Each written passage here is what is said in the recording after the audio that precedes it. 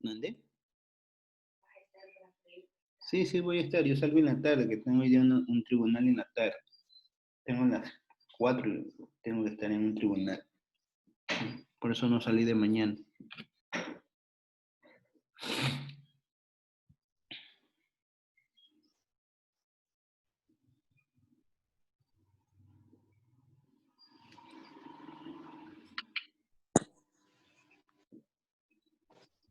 Bueno, estamos de regreso.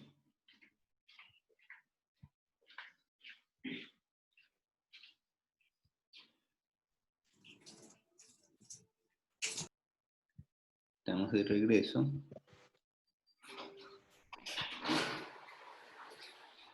Voy a continuar con esta partecita del ejercicio y de ahí tomo la lista. Bueno, estábamos hablando del PIB real. Este PIB real analiza lo que se produjo dentro del año 38.5 y tenemos por el otro lado el PIB real del año 1, como nos dice que es el año base es el año 0, entonces toma los precios considerados del año 0. Ustedes ven los precios 1.5 y 1.5 y calcula el PIB real del año 1. Y tenemos que es 39.5. Al momento de identificar estos dos elementos, los vamos a comparar para poder determinar qué es lo que pasa. Tenemos, por un lado, el PIB real del año 0 y el PIB real del año 1. Vemos que es el 38.5 y el 39.5 el PIB real.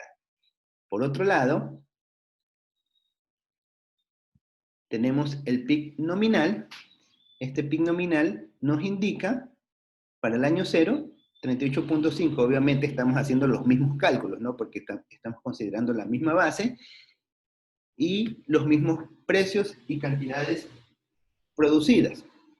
Mientras que para el PIB nominal del año 1, tenemos que el valor es muy diferente, es 49.5. Acá es 39.5, hay 10 unidades más en el PIB nominal. Es obvio porque aquí, si ustedes se dan cuenta, los precios se incrementaron de 1 a 1.20, de 0.5 a 0.7, de 1.5 a 1.7. Todos los precios se han incrementado. En cambio, acá estamos trabajando en el PIB real, se han trabajando con los mismos precios. ¿Por qué se hace eso? Porque en economía, cuando estamos hablando del PIB real, siempre se analiza un año en el cual se entiende que es el mejor año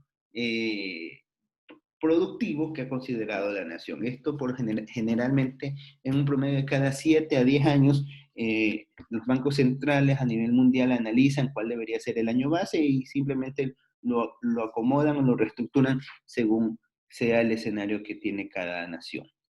Entonces aquí pueden ver de que no es lo mismo hablar del PIB real que hablar del PIB nominal, ¿sí? Cuando estamos hablando del PIB nominal, siempre nos referimos que el PIB nominal es lo que produce la nación en un periodo específico.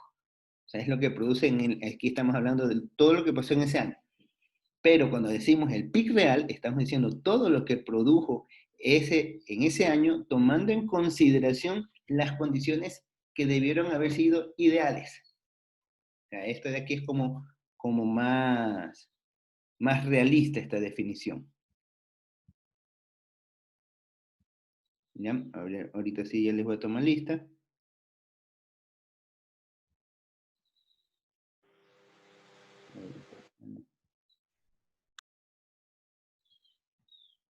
Reciente.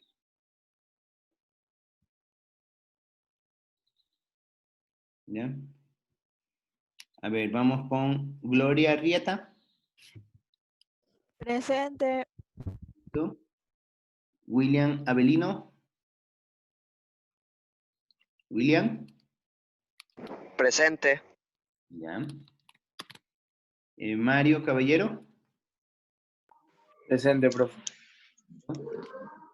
Sebastián Candelario. Presente, profe. Sheila Escalera. Presente, profe. Listo. Luisa Espinoza. Presente. Ya. Jeremy Gamboa. Presente. Listo. Kerly Guadalupe. Presente. Listo. Jonathan Méndez. Presente. Ya. Leslie Mina. Presente. Ya. Yosel Montero. Presente. Grace Pluas. Presente. Listo. Luis Rodríguez. Luis Rodríguez. Se quedó dormido. Él está retirado, ¿no saben? No, sí, está viniendo a clase, profe. Tal vez, bueno, no sé, no le podría decir. Se quedó dormido entonces. Leonel A lo mejor. Tupinga. Presente. Y Cristel Ullaguaris. Presente. ¿De dónde es? Disculpe la pregunta. De milagro. Claro, pero descendientes de dónde?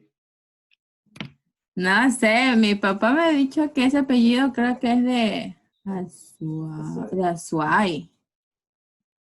Illaguaris. Yaguaris. Ullaguaris. Ullaguaris. Sí. Ah.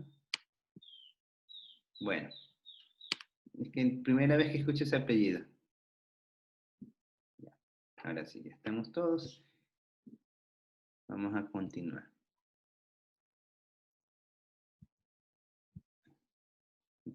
Ya. Ahorita ustedes lo que pueden ver es la pantalla del PowerPoint, ¿no es así? ¿Sí la pueden ver la pantalla del PowerPoint? ¿Me confirman? Sí, por favor? profe. Ya. Sí la vemos. Métodos de valoración de PIB. Ya. Entonces, ya ahorita habíamos conversado de la diferencia entre el PIB nominal y el PIB real. Esto es importante que lo sepan porque vamos a estudiar metodologías para calcular el PIB. O sea, este cálculo que lo estamos conversando lo vamos a ver de algunas maneras. Tenemos la tasa de crecimiento económico. Mide la variación que experimenta el PIB real. Entonces, cuando hablamos de tasa, nos referimos a un porcentaje. Y es decir, que vamos a dividir algo con respecto a algo. Siempre recuerden, cuando hablamos de tasa, estamos hablando de que vamos a dividir. La ecuación que se relaciona a la tasa es la división. Y por lo general se toma un valor de un global. Siempre es así. Eso pónganlo en la mente porque para los economistas hablar de tasas es como para un carpintero hablar de clavos. Entonces es algo, o para una enfermedad hablar de inyecciones. Eso es algo común de todos los días. Entonces las tasas, recuerden siempre, ¿qué es una tasa? Desde matemáticamente una tasa es la división entre un porcentaje de un global con respecto a su global general. Entonces, cuando vamos a ver la variación, ante una variación queremos ver cuánto es la tasa que experimenta, en este caso, el PIB. Y esto lo podemos hacer tanto el PIB nominal como el PIB real. Pero hacer la variación del PIB nominal no se vuelve muy referencial porque se hace el estudio de la inflación, que prácticamente la inflación es el reflejo de lo que va a sacar el PIB real. Si ustedes hacen la ecuación matemática entre el PIB real y el PIB nominal y hacen el análisis de la inflación, van a ver que el resultado es el mismo. Por eso es que se llama el uno el PIB nominal y el PIB real. El PIB nominal, ¿qué es lo que analiza? A ver, perdón, me enredé. El PIB real es el equivalente a decir el PIB a precios constantes, ¿sí? El PIB nominal es el PIB a precios relativos. Entonces, esas dos relaciones tenganlas siempre en cuenta para cuando vayan a hacer sus tareas. Yo les he de preguntar, bueno, ¿y el PIB, con cuál PIB trabajaste? Inclusive, acuérdense cuando vayan a hacer sus tesis de grado y decidan trabajar con alguna variable macroeconómica y ustedes la quieran relacionar al PIB, que es muy común, entonces ustedes van a decir, bueno, estoy trabajando con mi base de datos del PIB real. Entonces, ¿Qué significa? A precios constantes, ¿sí? Esas cositas tenganlas muy, muy en cuenta. No es lo mismo precios constantes que a precios relativos. Entonces, ¿cuál es la fórmula? Uy, perdón. ¿Cuál es la fórmula? Sí, se me fue de largo, ya. Para calcular la variación del PIB. Bueno, primero tenemos que tomar el PIB del año base, lo diferenciamos con el PIB del año en estudio. Por ejemplo, si queremos ver el PIB, la variación del PIB del año entre 0 y 1 en el ejemplo, vamos a tomar el año 0, el año 1 menos el año 0, y lo dividimos para el año 0. Y obviamente esto va a salir un porcentaje porque es una división y se lo divide por 100 y lo tenemos expresado en porcentajes. Así de simple. Tomamos el año que se analiza menos el año básico con respecto al año básico. ¿Sí? Entonces ahí tenemos el PIB real, 38.5 de quién? Del año 0. Y del año 1, 39.5. Vamos a ver cuánto es su variación porcentual o su tasa de crecimiento. Vamos a decir, aquí ya lo habíamos calculado. Tomamos 39.5 por un lado, menos 38.5 sobre 38.5. ¿Por qué? Porque es el del periodo básico, o n-1, ¿no? Aquí estamos viendo cuánto ha variado el PIB con respecto al año 1. Si lo hiciéramos, por ejemplo, del año 10, dijéramos que esto es el PIB real del año 10 y el PIB real del año 1, nosotros estaríamos diciendo que el PIB creció en 10 años en un 2.5%, ¿sí? Por eso es importante trabajarlo con el PIB real, porque si lo vamos a trabajar con el PIB nominal, nos va a salir aquí una cuestión exageradísima que no guarda nada de sentido. ¿Sí? ¿Alguna pregunta en esta partecita? No hay preguntas. Siempre vamos con el PIB real, ahí, siempre, siempre. Se lo puede trabajar con el PIB nominal, pero hay que tener bien presente la diferencia. ¿Sí? Porque es una tasa. Matemáticamente, Vamos a hacer nosotros, vamos a usar el PIB real, siempre. preferiblemente. No te estoy diciendo que el PIB nominal no sirva. El PIB nominal es un referente, que tú lo analizas y lo plasmas con la inflación. ¿Sí?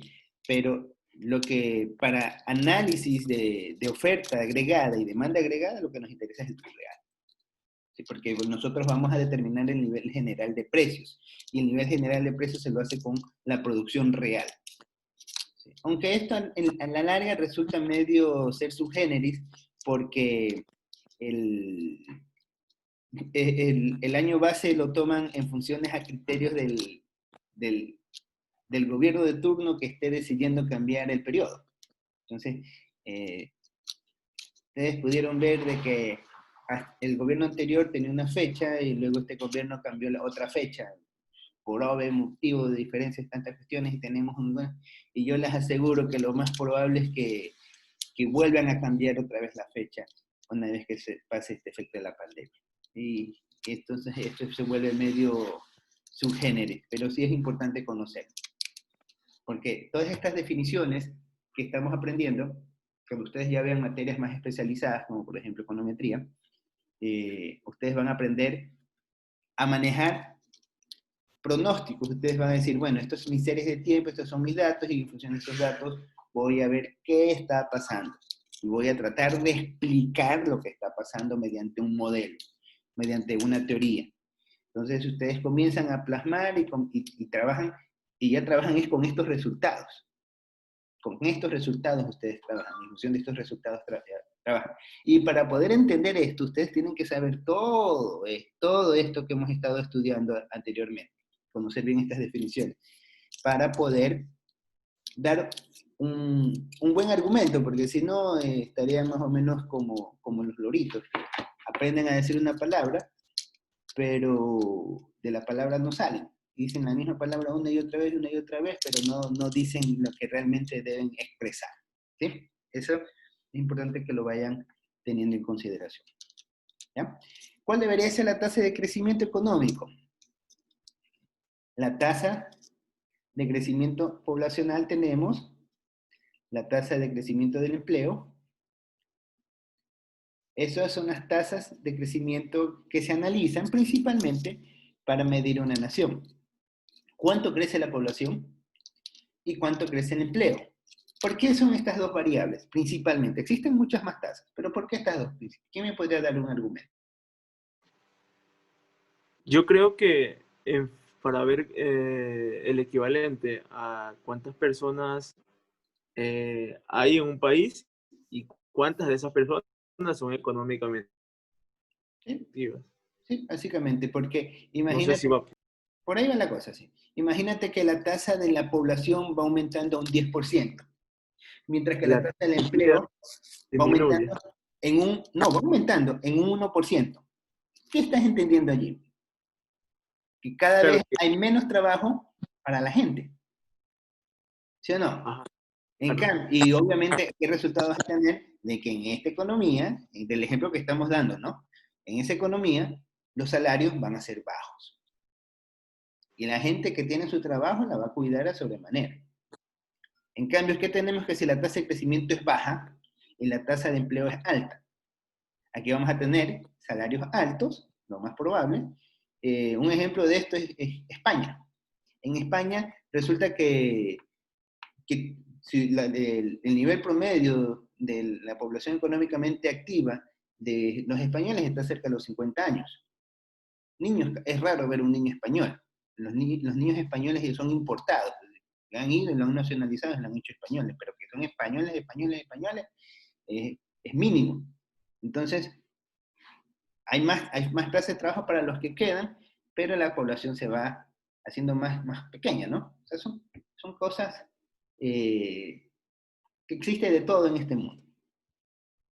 ¿Qué es el ciclo económico? Entramos a un nuevo concepto. Vamos hablando Yo de creo un que, ciclo. disculpe que lo interrumpa, profe, pero yo creo que eso pasa por lo que topamos hace un momento. Yo creo que aquí en Ecuador la tasa de crecimiento es alta, pero la tasa de empleo es baja. Me Sí, imagino que no es igual, porque o sea, yo veo que cada vez hay muchas más personas. Creo, a ver, antes éramos 17 millones de ecuatorianos, ahora creo que ya vamos a llegar, estamos en 19, creo que vamos a llegar a 20, pero yo veo que la tasa de empleo sigue siendo la misma.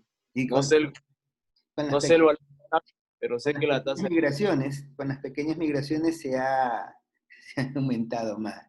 Hemos tenido pequeñas migraciones de la región andina, tanto del norte, del sur y como del noreste. Bueno, sí, lo que tú dices sí es en efecto es así. ¿Sabes cuál es el problema que yo me he dado cuenta? Que se genera en este tipo de economías como la nuestra, como la ecuatoriana, es la formación que tenemos, la formación que se imparte desde que estás, creo que desde en el vientre materno. Siempre te dicen, estudia. No sé si ustedes le habrán dicho, pero a mí mis padres, en mi familia sí me solía decir cuando era pequeño, y eso es lo que digo, a mí me han metido mal la información en la cabeza. Eh, estudia para un Estudia buen para que consigas un trabajo. buen trabajo. Ajá, sí, sí, es verdad. Cuando no debería ser así, o sea, yo creo que No digan eso. Consigues para que estudia, para que tengas conocimientos y con tu conocimiento generes riqueza. Ese es el concepto. Generar riqueza, no buscar trabajo. Generar y trabajo nosotros, es y nos lado. dar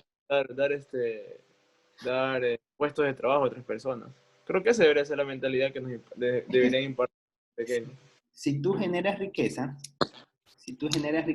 lo que vas a generar fuentes de trabajo. Porque si tú eres una persona que genera riqueza no me refiero solamente a dinero. Si bien es cierto, el dinero está de la riqueza, pero generas riqueza. Riqueza está en todo su compendio. Dinero, bienes, activos, tierras, todo ese concepto es riqueza. Si tú eres una persona que genera riqueza, vas a necesitar de más personas para que seguir generando esa riqueza. Entonces, con eso vas a generar nuevas plazas de trabajo, vas a crear nuevos mercados, nuevas industrias, nuevos sistemas, nuevos factores productivos. Pero es a través de la generación verdadera de riqueza. Con el tiempo vas a dando más valor a tus productos, vas haciéndote más eficiente, más productivo, más humano, más solidario. Eso es otro problema grandísimo que existe en este país, que no existe, es muy escasa la solidaridad. Aquí es más o menos como que, en vez de decir ayúdense los unos contra los otros, aquí parece que es devórense los unos contra los otros. Entonces, todas esas cuestiones son las que tienen al país como está. Una, la ausencia de valores, y otra, el tema de que la formación que percibimos desde que estamos en el vientre materno, eso de estudia para que consigas un buen trabajo. Esa es Bueno, creo que de Ecuador y de todos los países tercermundistas. Lo más bueno, la gran mayoría creo que ya, tiene que ser. ese término tercermundista a mí no me gusta. A mí cuando me dicen tercermundista, yo los insulto a la madre a los que me dicen eso. Así cuando estoy en una conversación ya. Porque no es ese concepto bueno. Porque, o sea, no es que, es una expresión que te digo, ¿no? El insulto a la madre te digo de que les digo, no. Eso le digo, no, eso no. No somos tercermundistas. Porque es un trato despectivo que dan a economías que tienen condiciones muy diferentes a las que se consideran del primer mundo. Claro. Entonces, ¿cómo usted o sea, cómo los llamaría usted para no poner tercermundista? ¿Qué otro término? Es que si tú te dices que eres tercermundista, tú mismo te estás autodegradando, tú mismo te estás autodegenerando.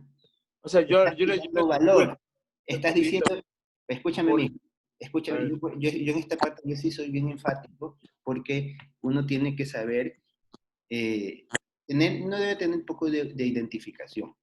Cuando tú te dices que vives en Ecuador y que Ecuador es un país tercermundista, tú estás diciendo, en esas dos palabras, en esa palabrita, estás diciendo que Ecuador es un país de lo peor. Tú mismo te estás degradando. Y al otro, por ejemplo, si estás hablando con un norteamericano, le estás diciendo que él es de lo mejor.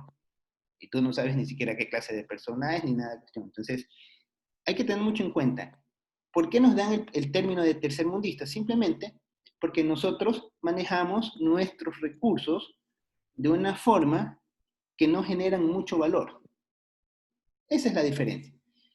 ¿Cuáles son los principales medios de producción que tiene Ecuador? Si tú te pones a ver, principalmente los obtenidos directamente de la naturaleza, que no está mal. Pero vendes el cacao, simplemente coges el cacao, lo sacas, lo pelas y vendes la pepa. Así lo venden. Entonces, ¿qué hacen? Los suizos nos compran nuestro cacao, lo elaboran y nos venden nuestro mismo chocolate en forma de dulce. Entonces nos compran, te voy a dar un valor referencial, el quintal de cacao nos lo compran a $105. Está bien, está a buen precio, ¿no? $105. Pero con ese quintal hacen, qué sé yo, hacen unas 80 placas de chocolate. Y cada plaquita de chocolate nos la venden a $5. ¿Quién ganó más ahí? Ellos. ¿Quién ganó más? Ellos. Esa es la diferencia. Esa es la diferencia. Lo mismo, te doy otro ejemplo, los sombreros de paja toquilla. Y te estoy hablando con datos reales, no me estoy inventando. El sombrero de paja toquilla. ¿Sabes cuánto? No sé si ustedes conozcan los sombreros de paja toquilla. Deberían de conocerlo porque es un producto exclusivamente ecuatoriano. Sí. Sí, profe. Dime, calendario. Sí, sí los conocemos.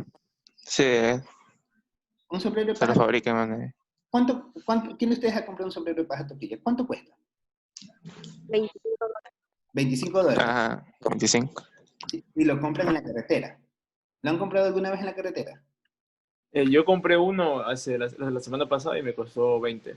Ya, $20, ¿no? Ya, $20.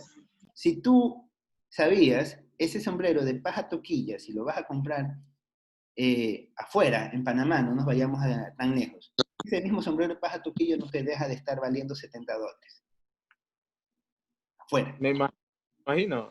Y te lo venden ese sombrero con un nombre de una marca. No voy a decir cuál marca es. Te lo venden con... Y inclusive muchas veces esos sombreros de paja toquilla los compran aquí, los maquilan allá. Maquilar significa lo vuelven, le dan un cierto acomode, le dan un cierto... le dan un cierto valor, lo transforman ni tanto y nos vuelven a vender los mismos sombreros. Y cuando ustedes vayan a los centros comerciales pues, y vean cuántos están costando un sombrero de esa naturaleza, le piden $125, $150, y es el mismo sombrero que lo compran en Manaví. Entonces, esas son las formas que nos hacen ver a nosotros como que somos tercermundistas, pero no es que somos tercermundistas, sino es que es la formación que tenemos desde que estamos en el vientre materno. ¿Ya? Porque nos estamos saliendo un poco de contexto de materia, estamos tocando temas sociológicos principalmente. Pero bueno, es bueno conocer estos aspectos, ya que les digo que cuando doy clases, lo que yo sí procuro es de que la formación no se vea tanto estudia para conseguir un buen trabajo, sino es que todo lo que tú aprendes lo apliques en cualquier tipo de emprendimiento, así sea de que tú te vayas a poner a vender unas hamburguesas al frente de tu casa, y que se dejen de complejos, porque muchas veces por complejos no hacen las cosas. Ay, no, es que ¿qué me van a decir? Ay, no, es que ¿por qué van a hacer eso? Es que ¿qué me van a decir? Es que me van a criticar. Es que eso se ve feo, es que eso es horrible, es que mírate cómo te ves. Oye, pero mírate que parece guacharnaco, y te comienzan a criticar un poco de cosas, y por eso no emprendes. Entonces, esos son los mitos que existen, y esos mitos son los que no te dejan desarrollarte ante un tipo de emprendimiento. Bueno, seguimos con la parte de la clase. ¿Qué es el ciclo económico? Hablando desde el punto de vista de la economía, primero recordemos qué es un ciclo. Ciclo es algo que se va reflejando a través del tiempo.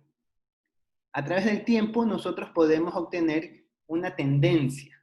¿Qué es una tendencia? Es, por ejemplo, el PIB este año, pongámoslo mes a mes. El primer mes se vino abajo, el segundo mes bajó más, el siguiente mes volvió a bajar, y de ahí ya las empresas estaban asustadas que no vendían, abre las fronteras para que pueda la gente comercializar. Entonces comenzó a subir un poquito, un poquito, un poquito. Entonces, y uno ve una tendencia como que las cosas suben y bajan en relación a su producción. Entonces, esto ya también lo habíamos conversado. ¿Qué es el ciclo económico? Es una tendencia que sufre el PIB en relación al PIB potencial. ¿Y cuál era el PIB potencial? Esto también lo habíamos conversado. El PIB potencial no es nada más que lo máximo que podría haber producido una nación en su esplendor, que por lo general se lo relaciona al PIB potencial con el año base. ¿Sí?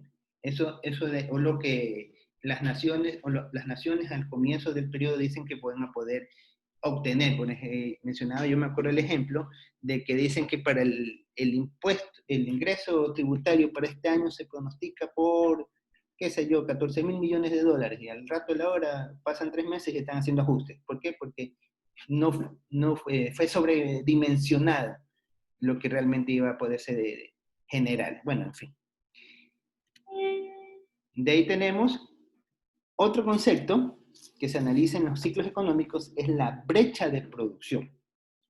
¿Qué es la brecha de producción? Es la diferencia de lo que existe en el PIB potencial, en lo que máximo pudo haber alcanzado la producción nacional, y el PIB efectivo.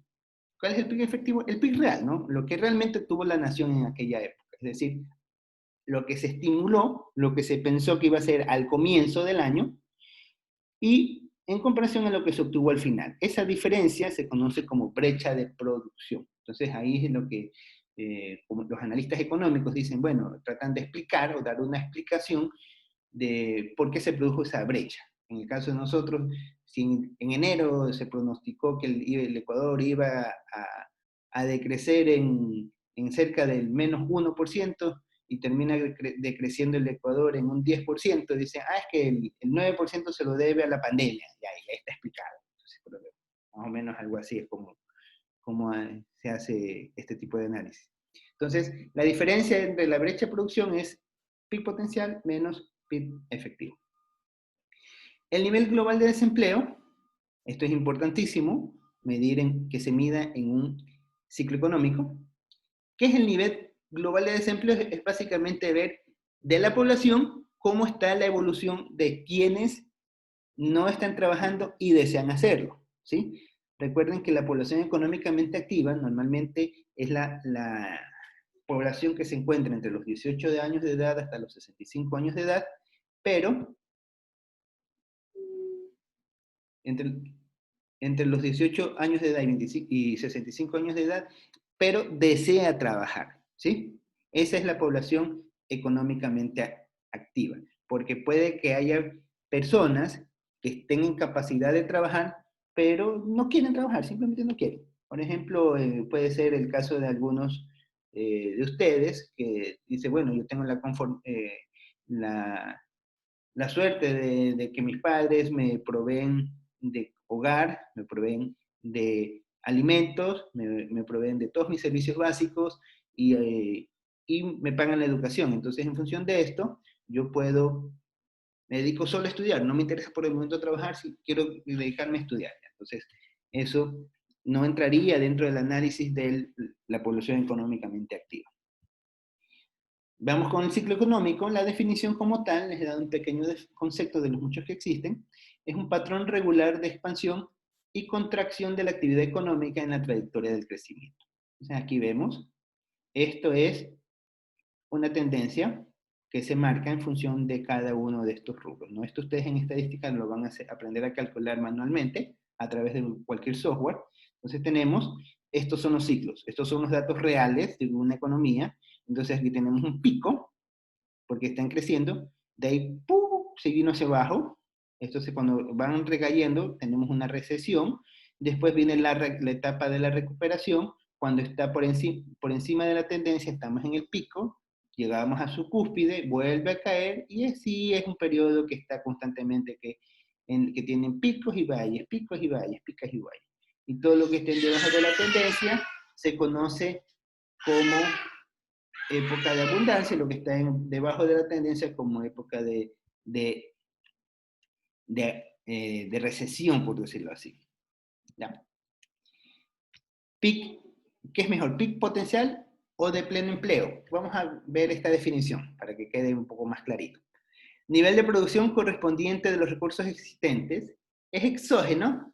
¿Qué significa exógeno? Que no tiene nada que ver, ¿sí? No depende. Es exógeno al nivel de precios al pleno empleo. La tendencia del PIB real es una trayectoria que seguiría el PIB si se utilizan plenamente todos los factores productivos. O sea, es lo máximo que podría llegar a producir una nación en su mejor escenario posible. Y la brecha de producción es la diferencia entre el PIB potencial y el PIB efectivo. Entonces ahí tenemos el cálculo que también lo hemos conversado, producción efectiva menos producción potencial. ¿Ya? Este es un cuadro referencial que un poco muestra un estudio que se hizo en Estados Unidos. Eso también marca la diferencia porque ellos son actualmente la potencia y nosotros no, porque ellos hacen cosas que nosotros no hacemos. Ellos investigan más, analizan más, estudian más, y obviamente se dedican a generar más riqueza que nosotros. Ustedes habrán escuchado que los gringos dicen, time is money, el tiempo es oro, dicen. Ellos no andan el tiempo viendo... No andan con rodeo. Ellos andan, ¿qué hay que hacer? Y si viene, lo hacemos. Si no, no me haga perder tiempo, más o menos es así. Entonces aquí vemos, ellos han dicho que este es el PIB potencial que alcanzó su economía en un determinado periodo. Estos son cuartiles de 2008 hasta el 2018. Y mientras tanto, esto es lo que realmente ha crecido. Entonces ellos dicen, bueno, ¿por qué hemos crecido menos? Y hasta el punto que han llevado ese control y si ven como al comienzo estaban distantes y acá en el 2017 superaron la brecha de producción. Quiere decir que se volvieron más efectivos, más eficientes. ¿Ya? Bueno, aquí vemos qué pasa en el Ecuador. Esto es simplemente el PIB real y esta es la tendencia, ¿no? La tendencia, que esto no es la brecha, sino simplemente es la tendencia. Aquí tenemos los datos hasta el 2017, creo. 2017. No lo he actualizado. Acá tenemos el PIB per cápita, lo que les mencionaba. Miren, el PIB per cápita, esto está considerando toda la población económicamente activa hasta el año 2015 está esto. 2017, perdón, hasta el año 2017. Mire, hasta el año 2017, qué ironía tan grande. El PIB per cápita del Ecuador es de $5.968. Imagínense ustedes. Están diciendo que en promedio, cada persona produce $5.968. Si eso fuera real, nosotros deberíamos por lo menos en promedio ganar unos $5.000. Pero eso no es nada real con respecto al salario básico. Entonces, ahí hay muchas distorsiones. Y miren que la media se da en cada una de las naciones. En el caso de Perú, 6.045, en el caso de Colombia, 5.805. Entonces, ¿qué está pasando aquí? ¿Por qué ocurre esto? Es simplemente porque la riqueza está agrupada en un pequeño grupo y la gran mayoría no tiene acceso a esa riqueza. Entonces, la única forma de salir de la pobreza es de que la ciudadanía aprenda a generar riqueza. Esa es la única diferencia. Generar riqueza no es que voy a trabajar más, sino hacer trabajos que te generen valor. ¿Ya? Esto va a ser la primera tarea, bueno, la tercera tarea. Ustedes van a medir el conocimiento. Esto ya les voy a cargar la aplicación al Enodo. Les voy a dar plazo para las tareas de esta semana hasta el día viernes, todas para el día viernes, hasta el día viernes, para que las presenten.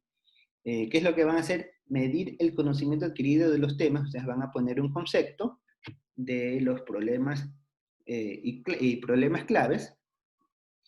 Van a hacer una diferencia entre el análisis micro y macroeconómico, con sus propios términos. En función de lo que hemos aprendido, ustedes van a hacer estas actividades. Van a hacer definir el concepto y el alcance del estudio de la contabilidad nacional. ¿Sí? Esto es relacionado al PIB. Ya, este es porque era un taller. ¿Sí? Ya. Vamos a ver esta dinámica. A ver, esto en honor al tiempo, se los voy a mandar, va a ser la segunda, esto va a ser un taller. ¿Cómo van a hacer con este taller? Ustedes, aquí están las instrucciones. Al igual que hicieron con el primer taller, la primera tarea de la presentación, van a hacer con esto. Va a haber un moderador, en este caso, si gustan puede ser el mismo presidente, si gusta puede ser, ustedes definen quién va a ser el moderador, pero tiene que haber un moderador. Un moderador. Entonces, para este moderador va a contestar las preguntas. El instructor dará la palabra a cada integrante y dispondrá de 5 segundos para contestar. Vencido el tiempo, el instructor podrá dar la palabra a otra persona que haya levantado la mano. Es decir, vamos a ver la pregunta. Identifique la definición de macroeconomía. Entonces comienzan, esto lo van a hacer como actividad, ¿ya? Como actividad asincrónica. Entonces, indique la variable que interviene en la macroeconomía. Entonces, comienzan a explicar, comienzan a dar ejemplos en función de la tarea. Mencionan los 3 factores claves. Asimismo, todos tienen que participar. Bueno, ahora el curso es pequeño y mencionan 3 ejemplos de problemas claves de una organización económica. Indique cuáles son las diferencias entre la micro y macroeconomía. Indique los problemas principales que estudia la macroeconomía. Indique qué es y qué mide el PIB, la diferencia entre el Producto Interno Neto y el Producto Nacional Neto. ¿Ya? Acá, ¿cuáles son las diferencias? Aquí está repetida, se me ha repetido la página. Ya, aquí van a tener este ejemplo y les van a tener que calcular, ahí también van a explicar cómo es en el cálculo. Van a calcular la razón de este PIB nominal. Y van a contestar cada una de estas preguntas. ¿Sí? Eso lo van a hacer como actividad. Asimismo, se hacen una reunión de Zoom y la envían. ¿Está claro? ¿Alguna pregunta? El tema de investigación son 3 temas o es uno. Todo lo van a hacer, ustedes se van a reunir en una sesión de Zoom. Es como que fuera a hacer, como que van a hacer un taller, ¿ya? Van a hacer un taller. Ustedes van a hacer un taller. Este taller va a haber un moderador, ¿sí? Como lo hicieron anteriormente. ¿Cuál va a ser el trabajo del moderador? El moderador lo que va a hacer es comenzar a decir las preguntas. Ustedes para hacer este ejercicio, primero deben de realizar la tarea, ¿no? Conceptos y problemas claves. Por eso les estoy dando plazo hasta el día viernes para que hagan esta actividad. Tienen los conceptos y problemas claves, diferencia entre el análisis. O sea, estos conceptos ustedes los tienen que escribir y subirlos cargarlos. Después, estas son las instrucciones. Primero, guardar respeto y orden durante la actividad, ¿no? Segundo, contestar las preguntas dispuestas. ¿Cuáles son las preguntas? Las preguntas están en la diapositiva que ustedes la encuentran ya desde la semana pasada.